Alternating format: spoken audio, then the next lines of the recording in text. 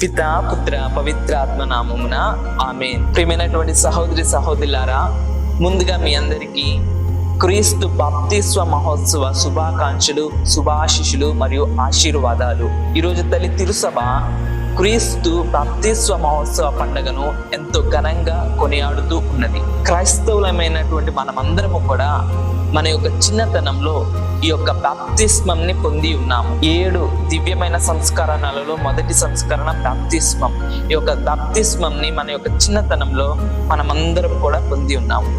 అయితే మన యొక్క చిన్నతనంలో మనమందరం కూడా ఈ యొక్క బాప్తిస్మంని పొందాము. కావున ఆ యొక్క చిన్నతనంలో మనం అసలు ఈ యొక్క బాప్తిస్మం ఎందుకు పొందామో, ఈ యొక్క బాప్తిస్మం పొందడం ద్వారా మనకు కలిగినటువంటి ఆశీర్వాదాలు, వరాలు మరియు ఆశీస్సులు ఏంటో మనందరికి కూడా తెలియకపోయి ఉండవచ్చు.